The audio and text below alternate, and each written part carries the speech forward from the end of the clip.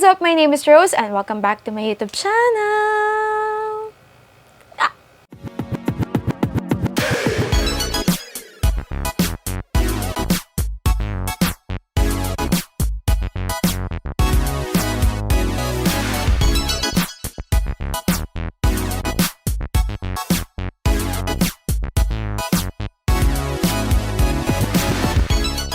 For this vlog, we're going to create a makeup look using my most used products or my most favorite products for this 2023. Marami ako nagamit na products kasi ngayon lang lumago, ngayon ko lang na-realize na sobrang lumago na yung makeup collection ko. And yung high school self ko, sobrang happy niya kasi hindi ko naman afford to dati.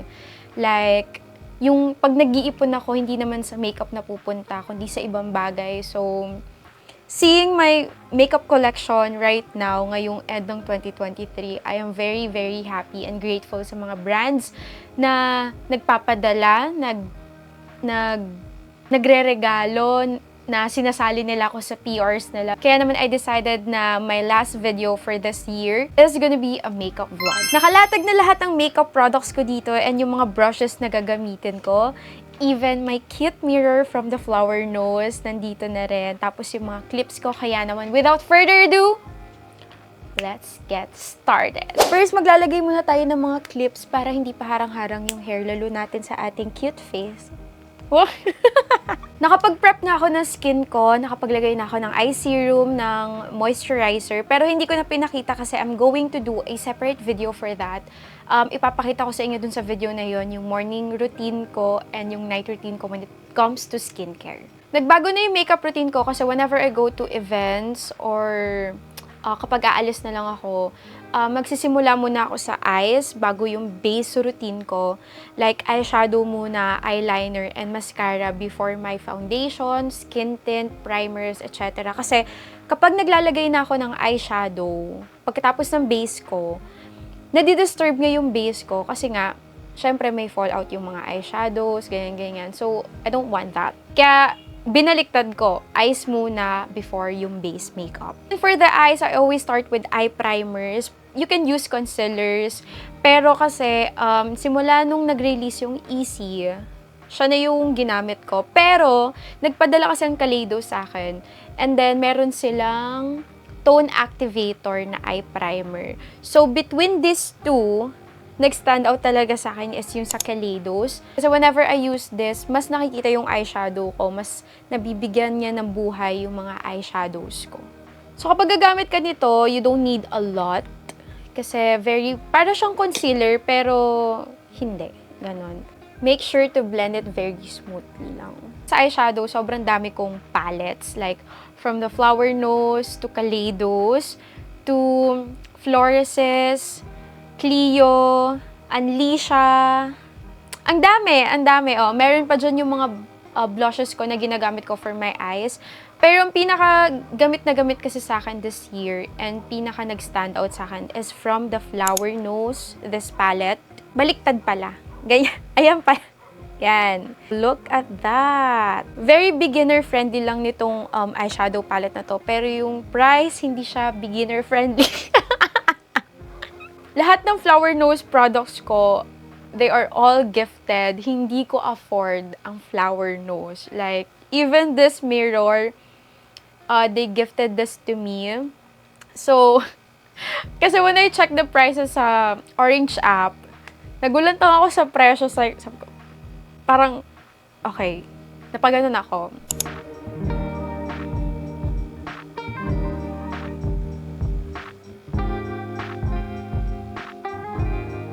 Alam nyo, tinatry ko talaga gumawa ng complicated look. Pero, hindi ko kaya. Kasi nahihirapan ako. Oo. So, nasa akin na yung problema. Hindi sa mga eyeshadow palettes ko or di kaya sa brushes ko.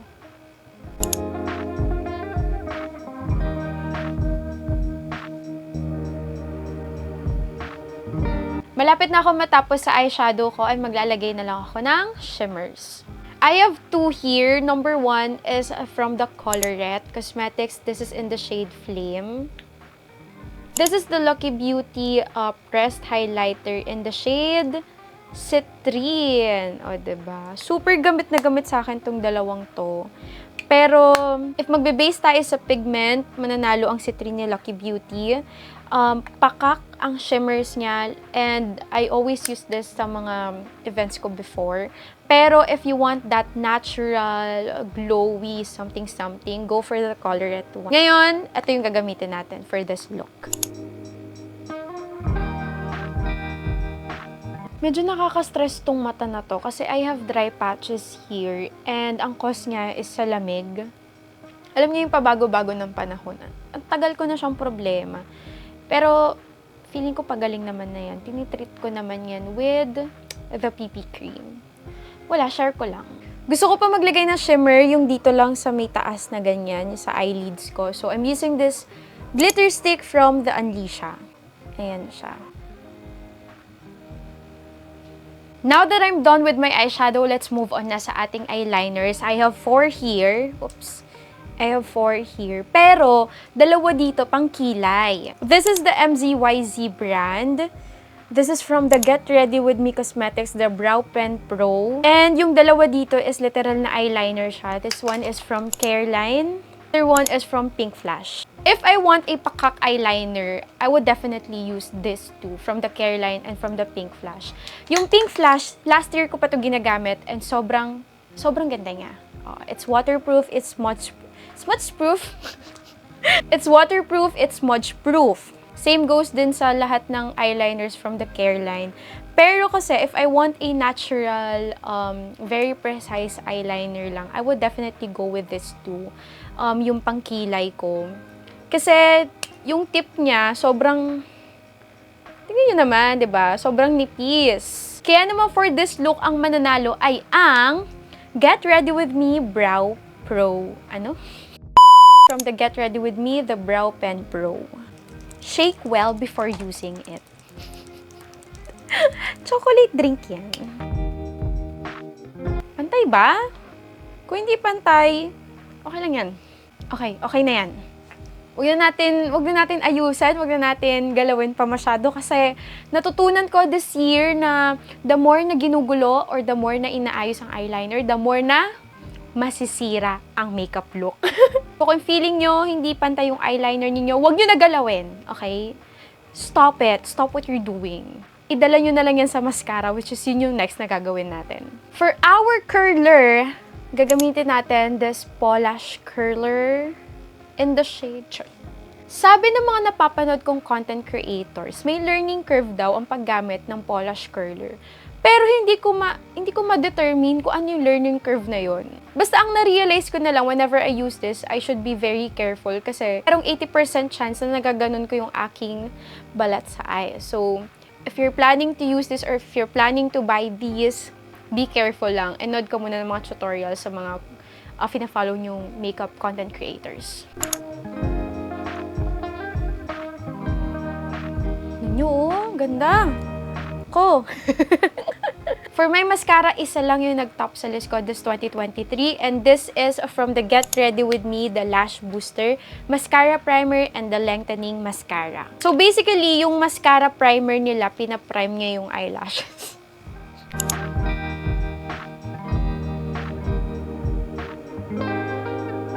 Dalawa yung klase ng lash booster from the Get Ready With Me, the volumizing and this lengthening.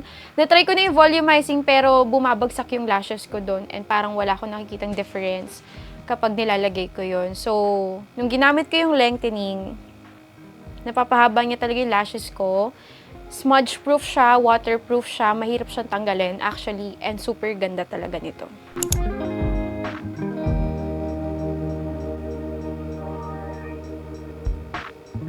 O, diba? Para ako naka-falsies. Now that we're done sa ating eye makeup look, let's move on na sa ating base makeup. Starting off with my primer. I have two here, the Maybelline Fit Me Primer and the Get Ready With Me Primer. Merong tatlong primers ang Get Ready With Me. The Jelly Primer, the Blur Matte Primer, and this, the Life Proof Primer. Pero akala ko talaga magugustuhan ko yung Blur Matte Primer. Pero wala siyang ginagawa sa skin ko. Oo, parang hindi siya maganda sa skin ko, ganon. So, eto, when I tried the Life Proof Primer, girl, Ang ganda, oo. Before kasi, nung hindi ko pa to ginagamit, dito talaga ako, as in, sobrang addict na primer. This is the Maybelline Fit Me one. Pero, when I discovered this one, ito na yung palagi kong ginagamit. So, ito din yung gagamitin natin for this look. Whenever I use any primers, I always use a thin brush to spread my primer all over my face. Wala, parang kasing kapag ginagamit ko to, ang lagkit sa feeling, ganun. Tsaka marami ako maglagay ng primer. So, sorry guys. Spread natin like a peanut butter. My next makeup product is Illuminator. Ngayon, I have a lot of illuminators. Nandiyan ang Get Ready With Me, Lovely Cosmetics, Easy, tapos yung sa Unleasha. Pero, this 2023 kasi, gamit na gamit sa akin tong Get Ready With Me on the Glow Skin Booster. As in, kahit saan ako magpunta sa events or gumagala ako, hindi ko nakakalimutan to. But Lovely Cosmetics released their Illuminator, the Beyond Blur Skin Illuminator, this one. And then, hindi muna ako bumili, actually. Nanood muna ako ng sandamakmak na reviews hanggang sa napadpad ako sa isang makeup artist / content creator na to. And then, nireview niya tong product na to. Ang ganda! Oo, ang ganda ng mga sinabi niya. Tapos, hanggang sa napabili ako. Ito yon.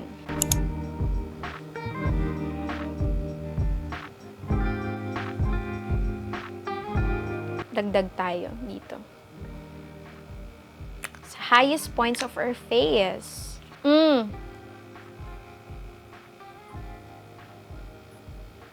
Oily yarn.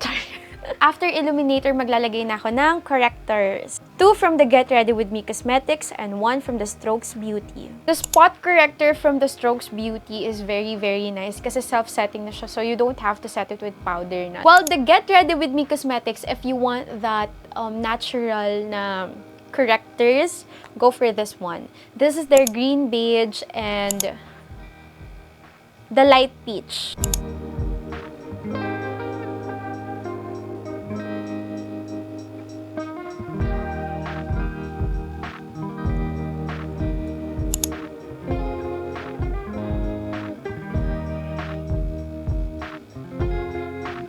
After correctors, dito na tayo sa base products. I have one skin tint, the first base everyday skin tint from the Colorette. This is a light to medium coverage. Then I have 2 foundation. So the first one is the Strokes Soft Veil Filter, and this is in the shade Light 02. This is a full coverage foundation, and if you want that pakak makeup look, go for this one. Ang problema ko lang, puro warm undertone sila and wala silang neutral. So, hopefully, mag-expand yung shades nila. Last but not the least, I have here the Active Foundation from Easy. Kaka-release lang nito and hindi agad ako bumili nito kasi nanood muna talaga ako ng reviews from different content creators and makeup artists, and I can definitely say may learning curve to. And natutunan ko naman yung learning curve nito. So, for this look, I'm going for this foundation. Lagay ako rito, 2 pumps. Gagawin ko muna, i-warm ko muna siya sa hand ko. Sa back of my hand. And then, tsaka ako maglalagay.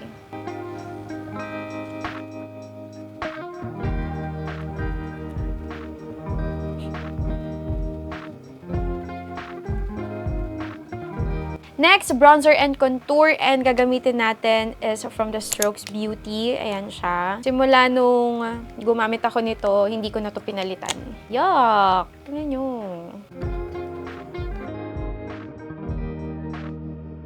For my nose contour, ito yung gagamitin ko. The Strokes Face Sculpt yung ginamit ko sa pag-contour sa aking sides of my face. This is in the shade Peanut. Wala, hindi pantay. For my concealer, isang brand lang yung nag-top sa list ko this 2023. This is from the Detail Cosmetics, the Fresh Filter Concealer.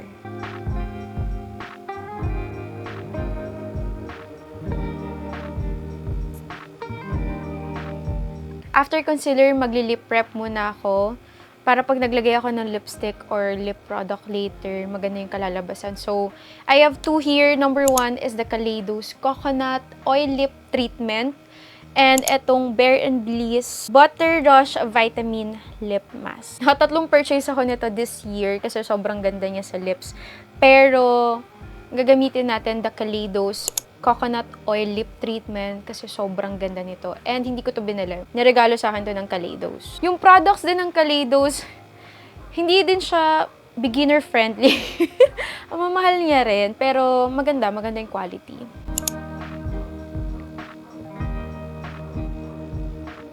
For my liquid blushes, galing lang to sa iisang brand. This is from the Get Ready With Me Cosmetics.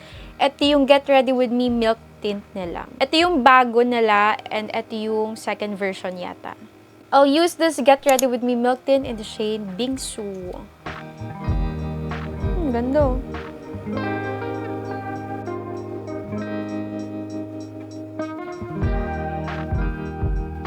For my loose powder, no one can top this. The Get Ready With Me Powder Rush in the shade Cream Puff.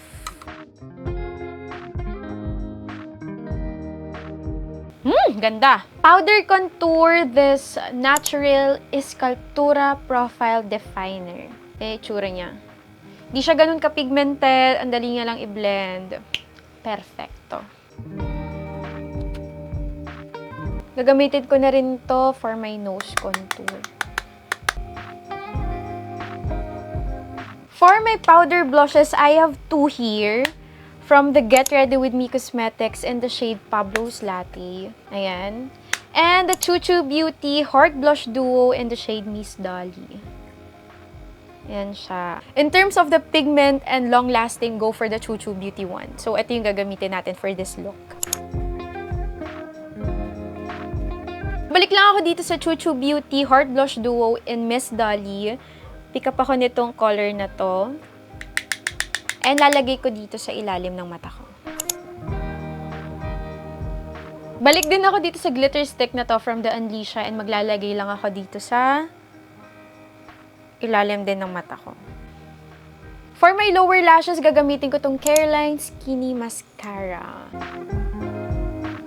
For my finishing powder, gagamitin ko tong Get Ready With Me All About That Vase Velvet Setting Powder in the shade Buff.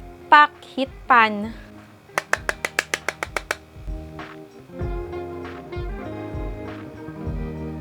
Now for my kilay, I always recommend this. This is the Brow Pencil Pro and the Brow Pencil Trio from the Easy. Ito yung dating version nila and ito yung bago. Pero, ganda! Now, I'm gonna set my brows using this Get Ready With Me Brow Lift Pro. Ito yung gagamitin ko. For setting my whole face, I have three here. The Strokes one, the Fixing Spray from the Get Ready With Me Cosmetics, and the MAC Fix Plus. Ito, pangatlong purchase ko na to. Yan, kaya bago siya. Bago lang sa akin to, pero ang ganda ng kinakalabasan ng makeup ko when I use this. And this one, my makeup stays longer than your relationship. Charot. Hindi, tumatagal talaga. Plakado pa rin yung makeup ko whenever I use this one. Kahit ilang oras na yung lumipas. So, for this look, I'm going for... Dun, dun, dun, this one!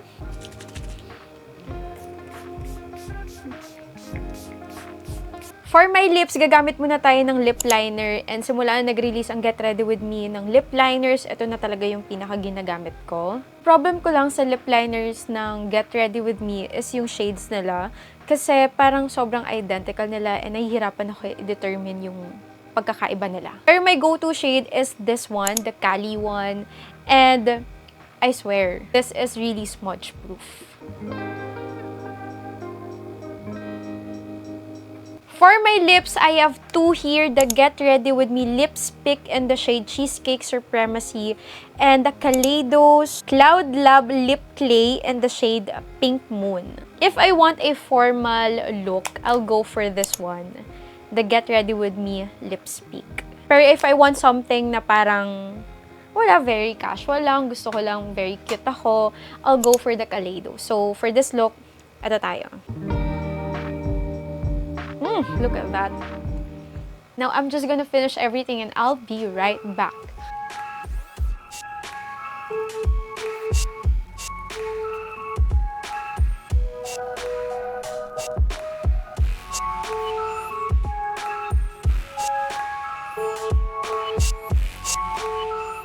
And this is my final look for this vlog. Bagong wig lang to, so sabi ko, why not try it? And feeling ko naman bumagay sa akin. Tapos nagsuot lang ako ng simpleng black shirt. Tapos, wala, nag-aura-aura lang ako. Ang ganda ko. Anyway, thank you so much for watching, guys. I really appreciate na tinapos nyo tong video na to. And I'm really, really sorry if hindi ako masyado nakakapag-post ng vlogs this year. Hopefully, makabawi tayo next year. Ayan na naman eh. Tapos hindi na naman magagawa. But anyway, hopefully, yun nga, makabawi ako next year and dumami pa yung vlogs ko. Pero sobrang salamat po sa 300,000 subscribers. Ang dami nyo, grabe. Nagsimula lang tayo nung 2021, tapos ngayon 300,000 na kayo. So, thank you so much everyone. Thank you so much, Rosas. I love you guys. Pero ayun na nga, dito na po nagtatapos. Thank you guys for watching. Don't forget to subscribe, click notification bell button, like and share this video, and see you on my next vlog. Bye!